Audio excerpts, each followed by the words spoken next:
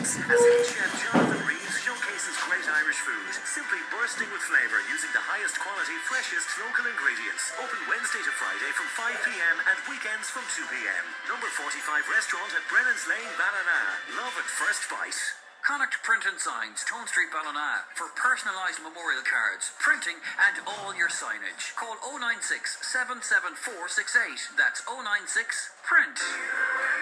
Swinford GAA Club are proud to present Tommy Fleming live in concert Friday 29th of July in Swinford Parish Church for the official opening of Seamus Sráide. Tickets at €30 available from the Gateway Hotel.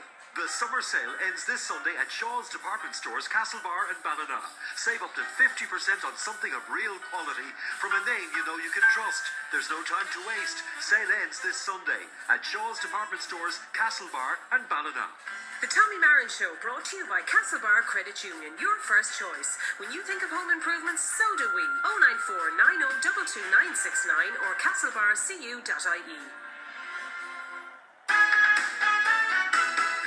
Welcome back. Betty down in Ballina. Just to let you know, the Women's Shed back on Wednesday, the 20th, which is this Wednesday, in the Mercy Road at 7. And they've got Michael Ginley from Quinn's Chemists. He's going to give a talk on animal being and well-being, and also how you should look after your pets and the effects that pets can have on you. So all ladies are welcome. This is to the Women's Shed in Ballina. Betty Sweeney, the proud person who initiated that particular organisation, welcoming as many women from the Ballina or surrounding areas as possible to go along. Happy birthday today to our wonderful nephew, it says, John Patrick Walsh from Kilfine. Good morning, John Patrick. Hope you have a great day today. Enjoy. That's the message from Uncle Michael and your Auntie Mary. They're in Kiltimagh, and they want to wish you the best of luck today. John Patrick, congratulations and well done.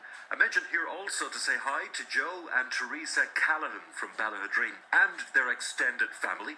And also thank you, Joe, for the lift home, is the message. And that's from Stephen. Stephen, thanks for getting in touch with us today. And down in Claremorris, in Loch Anemone, in Claremorris, it's a birthday today for Chloe and Ronan Kane. Good morning to you both, Chloe and Ronan. And a happy birthday from all the family, wishing you well today. Job Waves with Archon Recruitment Castlebar, helping you realise your career potential at archonrecruitment.com. Well, the file this morning, the job file, the Irish Blood Transfusion Service, they're looking for a registered general nurse to join their Tuam Centre. It's a temporary part-time post. You must be registered with ABA in the general division and have a minimum of 3 years post-registration experience. Rua and Cafe Rua Castlebar, they're looking for front-of-house staff in both their cafes and delicatessens with a minimum of 2 years professional experience. A manager wanted to run a busy childcare facility in East Mayo. A busy bakery in South Mayo are looking for experienced baker, confectioner and a bakery assistant. Ashford Castle are looking for a number of staff in the areas of waitress and waitressing, accommodation, night porters, junior sous chef, evening turn-down assistant and a junior sommelier. Also this morning, Eddie Murphy Menswear, Ballyhonus, they're looking for full-time sales assistant, a beauty therapist with experience required part-time for Chic Skin Care and Beauty Salon Claremorris. Communicare Healthcare, they're looking for general nurses across the west of Ireland. Apprentice position is available for a heavy vehicle mechanic stroke plant fitter for a busy workshop in South Mayo. Carpenter required with site experience and experience specialising in second fix carpentry. OCL Laundry Services, Ballinrobe, they're looking for a multi-drop delivery driver immediately, 2 years experience essential and a full clean Category C licence and driver qualification card.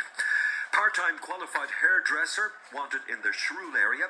Abbey Tots Mayo Abbey, they're looking for childcare staff for full-time and afternoon positions. You must have a minimum FETAC level 5. Experienced tipper driver required in the Claremorris area.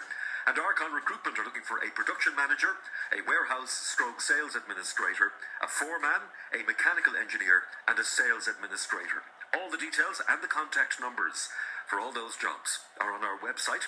Just log on to the Job Wave section of the website and that will bring you to all the various positions and contact details. And as we always tell you, if you're an employer and you are looking for staff, we'll advertise it on the biggest medium in the West, Midwest Radio. Call us here for full details and we can have your job on this bulletin and also on the website for tomorrow morning. Job Waves with Archon Recruitment Castlebar, helping you realise your career potential. 094 90 29944. Now, I suppose for most of our listeners, our knowledge of Portugal, other than maybe going for a sun holiday, will be fairly minute. We all know they won, of course, the Euros last week, so they're celebrating big style on the soccer front.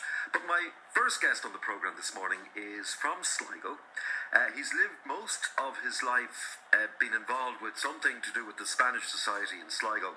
And he has just published a novel which is called A Year in Lisbon, because he lived in Portugal in the 1990s. So the book, I suppose, is an inspiration of his time lived there.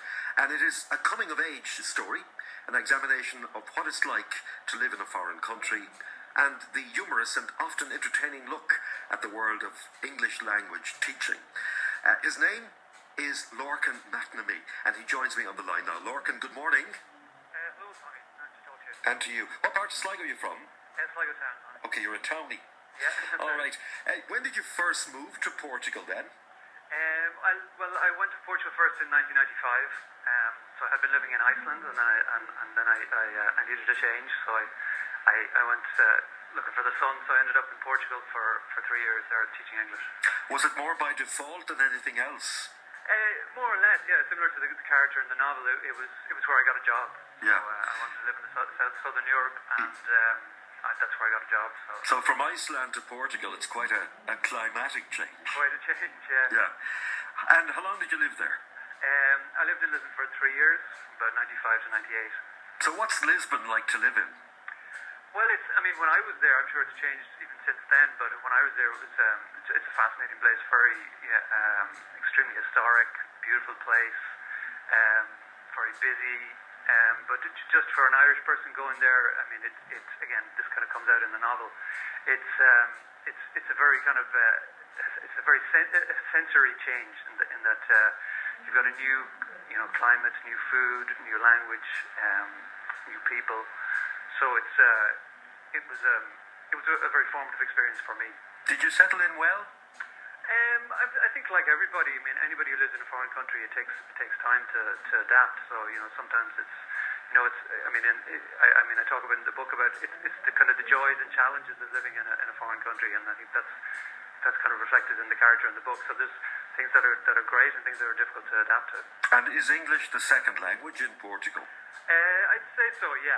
It's very much so. In fact, the Portuguese actually speak quite good English generally compared to other countries. But they have their own Portuguese language, don't they? Or do they? Yeah. Which would be, I suppose, loosely based on a lot of the Spanish language, would it? Yeah, it's related to Spanish. Obviously, it's a Romance language. Yeah, so it's Spanish, French, and Portuguese are all connected. Yeah. Yeah. Did you meet Ronaldo? No. No, I didn't. Well, when I was there, Ronaldo would have been very young. So. Yeah, 95 to 98. So you've written this novel. It's called, as we mentioned at the outset, A Year in Lisbon. So is the main character loosely based on you? Well, I deliberately didn't base him on myself because that's a bit too close to home. So it's a fictional account. The character is fictional, but obviously, elements of my own experience kind of fed into the novel and fed into the character. Yeah, but you were quite different to me, I think. Yeah, you were teaching English.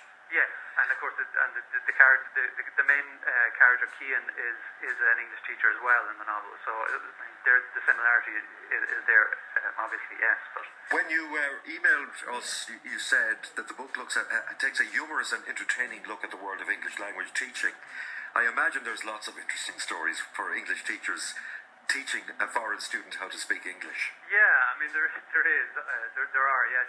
It's probably more less about the actual day-to-day teaching and more about the organisation of language schools and how they're run and the whole business of English language teaching, which can be a source of stories as well. Yeah. After you left Lisbon in '98, where did you head to? I actually came back to Sligo. Right. Yeah. And what do you do there? I teach teach English and Spanish here in Sligo. Okay. And some Portuguese as well. All right. I'm involved in the Spanish Society here too, so it's quite an active society here. Great. I mean, would it be something that you might consider doing again, or have you sold all those wild oats now?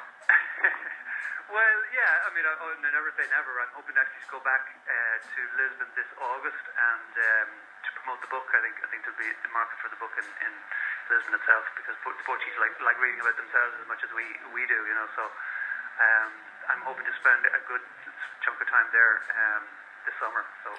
Would it be a real challenge to write a book in Portuguese? Oh, well, yeah, that wouldn't be something... You'd start tonight, like... No, it wouldn't be something I would be considering doing immediately, no. Yeah, right. Okay, you're going to launch... It's your first novel, is it? It's my first novel, yeah. Right, great. And Lorcan, is it going to be your last? I would hope not, no. I mean, I'm self-publishing this novel, so I'm... Are you? Okay.